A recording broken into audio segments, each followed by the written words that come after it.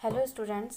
आज की क्लास में हम सातवाहन राजवंश के बारे में चर्चा करेंगे और हम ये जानने की कोशिश करेंगे कि सातवाहनों की जाति क्या थी, उनका मूल स्थान क्या था, उनका उदय काल क्या था और प्रारंभिक सातवाहन शासक कौन कौन से थे। लेकिन आज की क्लास में मुख्य रूप से हम गौतमीपुत्र सातकर्णी की उपलब्धियों के बारे में ही विस्तार पूर्वक चर्चा करेंगे और हम ये जानेंगे कि किस प्रकार से गौतमीपुत्र सातकर्णी द्वारा सातवाहनों की शक्ति का पुनरुद्धार किया गया और गौतमीपुत्र सातकर्णी की प्रमुख उपलब्धियां कौन कौन सी थीं।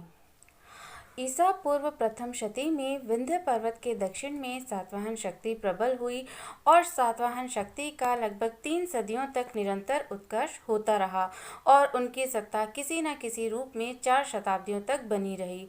इतने दीर्घकाल तक भारतीय इतिहास के किसी भी अन्य राजवंश द्वारा अबाध रूप से शासन नहीं किया गया है। सातवाहन साम्राज्य के अंतर्गत समस्त दक्षिणापथ सम्मिलित था और उत्तर भारत में संभवतः मगध तक उनका विस्तार था। सातवाहन सम्राटों द्वारा न केवल विदेशियों के विरुद्ध अपनी स्वाधीनता की रक्षा की गई, अपितु साहित्य, कला, व्यापार, वाणिज्य आदि को प्रोत्साहन प्रदान कर अपनी प्रजा की भौतिक और सांस्कृतिक उन्नति का मार्ग भी प्रशस्त किया गया था। तो सबसे पहले हम बात करते हैं सातवाहनों की जाति की। कर्ण वंश के अंतिम शासक सुशर्मा के समय एक सातवाहन वंशी सामंत शासक सिमुक द्वारा मगध पर आक्रमण कर अपना अधिकार कर लिया गया। सातवाहन कौन थे और किस जाति के थे, इस विषय पर इतिहासकारों में भारी मतभेद नजर आता है। पुराणों में सातवाहनों को आंध्र जाति कहा गया है, इसलिए सातवाहन वंश को आंध्र वंश भी कहा जाता है, लेकिन ऐत्रेय ब्राह्मण में आंध्रों को अनार्य लिखा गया है। अतः कुछ विद्वान सातवाहनों को अनार्य जाति से संबंधित मानते हैं। सेनार और ब्यूलर आदि विद्वान एक अभिलेख के आधार पर सातवाहनों को ब्राह्मण जाति का बताते हैं, लेकिन डॉक्टर D.R. भंडारकर और डॉक्टर गोपालाचारी आदि इतिहासकार सातवाहनों को क्षत्रिय ही मानते हैं। डॉक्टर हेमचंद्र राय चौधरी का मानना है कि सातवाहन नागों और ब्राह्मणों का मिश्रित रक्त वाला कुल था। इस प्रकार सातवाहनों की जाति के बारे में कोई एक निश्चित मत नहीं होने से यह प्रश्न विवाद का विषय है।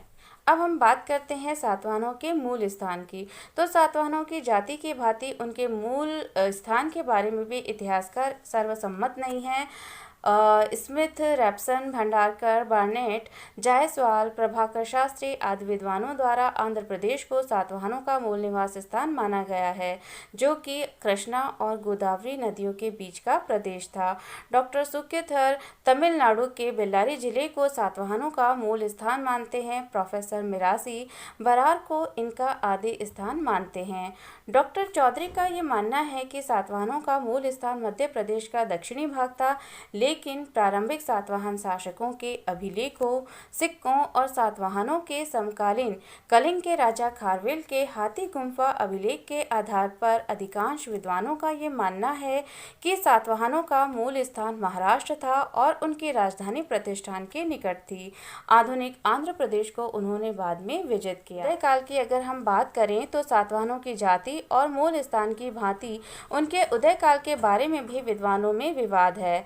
स्मिथ और रैप्सन सातवाहनों के वंश संस्थापक सिमुक का उदय काल ईसा पूर्व 3वीं शताब्दी बताते हैं, लेकिन हाथी गुम्फा अभिलेख और अन्य ऐतिहासिक स्रोतों के आधार पर यह अधिक उपयुक्त लगता है कि सातवाहनों का उदय ईसा पूर्व प्रथम शताब्दी में हुआ था। अब हम बात करते हैं सातवाहन शासकों की। तो सातवाहन राज्य का संस्थापक सिमुक था। उसने कण्वों और शुंगों की शेष शक्ति को समाप्त कर अपना आधिपत्य स्थापित किया। उसके इस साहसिक कार्य में अन्य आंध्र, भृत्य तथा रठिक व भोज ने भी उसका साथ दिया। सिमुक ने राजा होने पर इन लोगों को पुरस्कृत कर उनके साथ वैवाहिक संबंध भी स्थापित किए। पुराणों के अनुसार उसने लगभग 23 वर्ष तक शासन किया, लेकिन जैनों के प्रति क्रूर अत्याचारपूर्ण नीति अपनाने के कारण उसे सिंहासन से हटाकर मार दिया गया। सिमुक के उपरांत उसका भाई कृष्ण शासक बना, जिसके समय में सातवाहन राज्य पश्चिम में नासिक तक फैला। नासिक में उसके श्रमण नामक महामात्य ने एक गुफा का निर्माण कराया था और उसने 18 वर्षों तक शासन किया। कृष्ण या कन्ह के उपरांत श्री सातकर्णी राजा बना, जो कि सिमुक का पुत्र था और यह सातवाहन वंश का सर्वप्रथम पराक्रमी राजा कहा जा सकता था। उसने अपने साम्राज्य की सीमाओं का विस्तार किया और उसके विशाल राज्य में महाराष्ट्र का अधिकांश भाग, उत्तरी कोंकण और मालवा शामिल थे। मालवा विजय के प्रमाण के रूप में सांची अभिलेख और वहां उसके प्राप्त सिक्कों को हम ले सकते हैं और पुराणों में भी इसकी पुष्टि की गई है। उसकी राजधानी प्रतिष्ठान थी। सातकर्णी ही प्रथम नरेश था जिसने दक्षिणी भारत में सातवाहनों की प्रभुसत्ता की स्थापना की। उसके द्वारा अश्वमेध और राजसूय यज्ञ किए गए और दक्षिणापथपति की उपाधि धारण की गई। नायनिका के नानाघाट लेख में उसकी महानता के कार्यों का उल्लेख हमें मिलता है। उसके राज्यकाल में वैदिक धर्म का भी पुनरुत्थान हुआ। सातकर्णी प्रथम अपने 2 अल्पवयस्क पुत्रों शक्तिश्री और वैद्यश्री को छोड़कर मर गया था, इसलिए पुत्रों की अल्पवयस्कता काल में उनकी माता नागनिका ने संरक्षिका के रूप में शासनभार संभाला। सातकर्णी प्रथम के पश्चात सातवाहनों का 1 शताब्दी का काल अवनति काल कहा जा सकता था। इस बीच में उनमें कोई भी ऐसा शक्तिशाली और योग्य राजा न हुआ जो उनके राज्य को अक्षय रख सकता था। अब हम बात करते हैं गौतमीपुत्र सातकर्णी की, जो कि सातवाहनों का सर्वाधिक महान शासक था। गौतमीपुत्र सातकर्णी के नेतृत्व में सातवाहनों द्वारा पुनः अपनी खोई हुई शक्ति और प्रतिष्ठा प्राप्त की गई और सातवाहन अधिक समय तक दासता की स्थिति में न रह सके। पुराणों के अनुसार गौतमीपुत्र सातकर्णी सातवाहन वंश का 23वां राजा था। उसके पिता का नाम शिव स्वाति तथा माता का नाम गौतमी बलश्री मिलता है। वह सातवाहन कुल का महानतम सम्राट था। उसके 3 अभिलेख प्राप्त होते हैं, 2 नासिक से और 1 कार्ले से। नासिक का पहला लेख जो है उसके शासनकाल के 18वें तथा दूसरा 24वें वर्ष का है। कार्ले का लेख संभवतः 18वें वर्ष का है। इसके अलावा उसके कुछ सिक्के भी मिलते हैं। उसकी सैनिक सफलताओं और अन्य कार्यों के विषय में हमें उसकी माता गौतमी बलश्री की नासिक प्रशस्ति और पुलुमावी के नासिक गुहालेख से भी सूचना मिलती है। अब हम बात करते हैं गौतमीपुत्र सातकर्णी की सैनिक सफलताओं की। तो शहरातों के आक्रमण के कारण सातवाहनों का महाराष्ट्र के ऊपर से जब अधिकार छिन गया था, तो महाराष्ट्र और उत्तर के अन्य प्रदेशों पर अपना आधिपत्य पुनः कायम करना गौतमीपुत्र का पहला उद्देश्य था और इसकी पूर्ति के लिए उसने अपने राज्यारोहण के बाद 16 वर्षों तक पर्याप्त सैनिक तैयारियां की। 17वें वर्ष एक बड़ी सेना के साथ शहरातों के राज्य पर उसने आक्रमण कर दिया और इस सैनिक अभियान में शहरात नरेश, नहपान और उशावदात पराजित हुए और मार डाले गए। गौतमीपुत्र और नहपान के मध्य घमासान युद्ध नासिक के पास गोवर्धन के आसपास लड़ा गया लगता है और अपनी विजय के बाद उसने नासिक के बौद्ध संघ को अजकालके नामक क्षेत्र दान में दिया था। इस समय गोवर्धन के अमात्य को उसने एक राजज्ञा जारी किया। इसमें वह स्वयं को वैनाकटक स्वामी कहता है। इससे सूचित होता है कि उसने वैनाकटक का तटवर्ती प्रदेश क्षत्रपों से जीत लिया था। तत्पश्चात कार्ले के भिक्षु संघ को उसने करचक नामक ग्राम दान दिया और यह पहले उशावदात के अधिकार में था। वो नहपान का दामाद था तथा उसके साम्राज्य के दक्षिणी प्रांतों, जिनमें नासिक और पुना भी शामिल थे, का राज्यपाल था।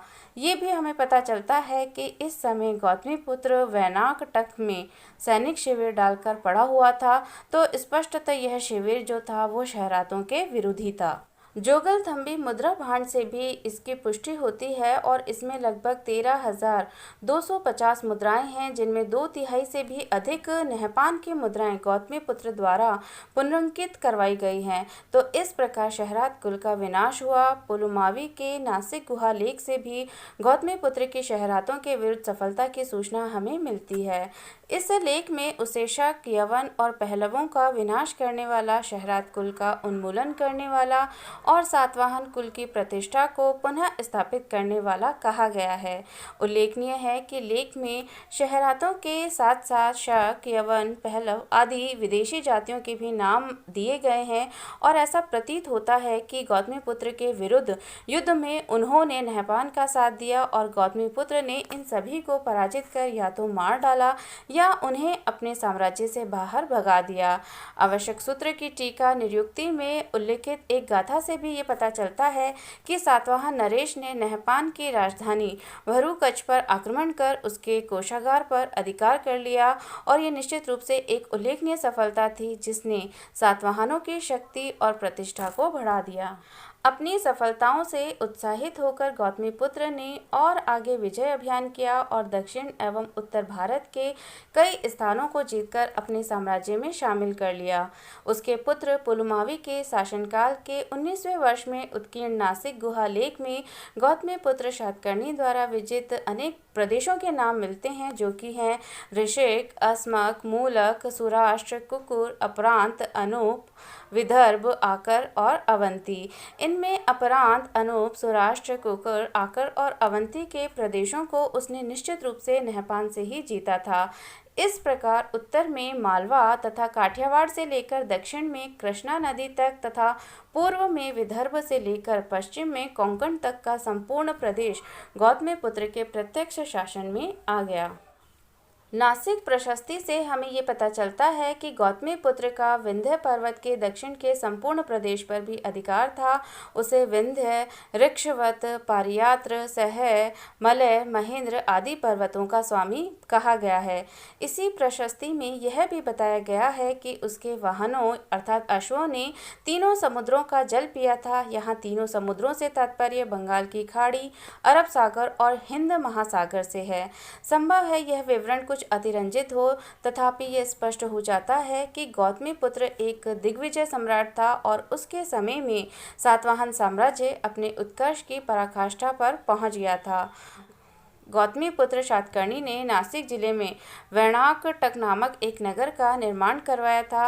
वह क्षत्रियों के दर्प को चूर्ण करने वाला एक क्षत्र शासक था जिसने राजराज, महाराज, स्वामी आदि महान उपाधियां धारण की थी। नासिक प्रशस्ति में उसकी प्रशंसा इन शब्दों में की गई है: जिसने अनेक युद्धों को जीता था, जिसकी विजयनी पताका अपराजित थी, जिसकी राजधानी शत्रुओं द्वारा अनाक्रमणीय थी, जो शक्ति में राम, केशव, अर्जुन और भीमसेन के तुल्य था तथा जो नहुष, जन्मेजय, सागर, ययाति, राम, अम्बरीश के समान तेजस्वी था। बात की जाए गौतमीपुत्र सातकर्णी के शासन प्रबंध की, तो गौतमीपुत्र जितना उच्च कोटि का विजेता था, उससे कहीं बढ़कर शांति के समय में महान था। उसने अपने विशाल साम्राज्य का शासन बहुत ही योग्यता और कुशलता के साथ संचालित किया। अपने शासनकाल में उसने निर्धनों, निर्बलों और दुखी लोगों की उन्नति पर विशेष ध्यान दिया। वो अपनी प्रजा के सुख में सुखी और दुख में दुखी होने वाला सम्राट था। उसने शास्त्रों के आदेशानुसार शासन किया। उसने प्रजा पर अन्यायपूर्ण कर नहीं लगाए और समाज में वर्णाश्रम धर्म की प्रतिष्ठा की। उसने अपने संपूर्ण साम्राज्य को आहारों में विभक्त किया और प्रत्येक आहार एक अमात्य के अधीन हुआ करता था। अपने राज्यकाल के अंत में उसने अपनी माता के साथ मिलकर शासन किया था। गौतमीपुत्र के धार्मिक नीति की अगर हम बात करें तो गौतमीपुत्र का शासन दक्षिणापथ में वैदिक धर्म के पुनरुत्थान का काल था। नासिक प्रशस्ति में उसे वेदों का आश्रय तथा अद्वितीय ब्राह्मण कहा गया है, परंतु वैदिक धर्म का पोषक होते हुए भी वो एक धर्म सहिष्णु शासक कहा जा सकता था। वो बौद्धों के प्रति उदार था तथा उसने भिक्षुओं के लिए ग्राम और भूमि दान में दिया था। उसे द्विजों तथा द्विजेतर जातियों के कुलों का वर्धन करने वाला भी कहा गया है। अगर हम गौतमीपुत्र के व्यक्तित्व और चरित्र की बात करें तो गौतमीपुत्र की प्रतिभा बहुमुखी थी। उसे संपूर्ण शास्त्रों की शिक्षा दी गई थी और इस प्रकार वो एक विद्वान भी था। नासिक अभिलेख में कहा गया है कि उसका शरीर स्वस्थ, बलिष्ठ और सुंदर था, मुख कांतिमान था और उसका व्यक्तित्व आकर्षक था। वह सबको निर्भीकता प्रदान करने के लिए सदैव तत्पर रहा करता था। वह मातृभक्त था तथा अपराध करने वालों को भी क्षमा कर दिया करता था। वह गुणवाणों का आश्रय, संपत्ति का भंडार तथा सद्वृत्तियों का स्रोत था। उसका चरित्र उज्जवल था और वो एक धर्मप्राण व्यक्ति था। गौतमीपुत्र के शासनकाल की अगर हम बात करें तो गौतमीपुत्र की तिथि के विषय में मतभेद है। नहपान के जुनार लेख से पता चलता है कि वो 124 ईस्वी में महाराष्ट्र पर शासन कर रहा था। गौतमीपुत्र के नासिक अभिलेख से पता चलता है कि उसने अपने राज्यारोहण के 18वें वर्ष नहपान से महाराष्ट्र को जीता था, अतः उसका राज्यारोहण 106 ईस्वी के लगभग हुआ होगा। गौतमीपुत्र के शासन के 24वें वर्ष का एक दूसरा लेख नासिक से मिला है, जिससे स्पष्ट होता है कि उसने कम से कम 24 वर्षों तक शासन किया होगा, अतः मोटे तौर से हम उसका शासनकाल 106 ईस्वी से 130 ईस्वी तक मान सकते हैं। अब हम बात करते हैं गौतमीपुत्र सातकर्णी के उत्तराधिकारियों के बारे में। तो गौतमीपुत्र की मृत्यु के पश्चात उसका पुत्र वाशिष्ठिपुत्र पुलुमावी सातवाहनों का राजा हुआ, जिसे पुराणों में पुलोमा, पुरोमानी अथवा पुलोमावी कहा गया है। पुराणों के अनुसार उसने लगभग 28-29 वर्षों तक राज्य किया और उसके समय में भी सातवाहनों की शक्ति पूर्ववत बनी रही। हालांकि पश्चिमी भारत पर शकों के पुनः शक्तिशाली हो जाने से सातवाहन साम्राज्य के कुछ उत्तरी प्रदेश उनके अधिकार से जाते रहे। पुलुमावी के बाद सातवाहनों की शक्ति पुनः निर्बल पड़ गई और उसके बाद पुराणों की सूची के अनुसार शिव श्री सातकर्णी तथा शिव स्कंद सातकर्णी शासक बने, जिनके शासनकाल की किसी महत्वपूर्ण घटना के विषय में हमें पता नहीं है। यज्ञ श्री सातकर्णी सातवाहन कुल का अंतिम शक्तिशाली शासक हुआ, जिसका शासनकाल 174 से 203 ईस्वी के मध्य का माना जाता है। उसने शकों को परास्त किया और अपरांत पश्चिमी भारत के कुछ भाग तथा नर्मदा घाटी पर पुनः अपना आधिपत्य कायम कर लिया। यज्ञश्री द्वारा 27 वर्षों तक राज्य किया गया था और यज्ञश्री की मृत्यु के उपरांत सातवाहन साम्राज्य के विघटन की प्रक्रिया आरंभ हुई और यह अनेक छोटे छोटे राज्यों में विभक्त हो गया। पुराणों में यज्ञश्री के उपरांत शासन करने वाले विजय, चंद्रश्री तथा पुलोमा के नाम हमें मिलते हैं, लेकिन उनमें से कोई इतना योग्य नहीं था कि वो विघटन की शक्तियों को रोक सके। दक्षिण पश्चिम में सातवाहनों के बाद आभीर, आंध्र प्रदेश में इक्ष्वाकु और कुंतल में चटु सातकर्णी वंशों ने अपनी स्वतंत्र सत्ता स्थापित कर ली और लगभग 30वीं शताब्दी ईस्वी के मध्य सातवाहन साम्राज्य पूरी तरह से छिन्न भिन्न हो गया।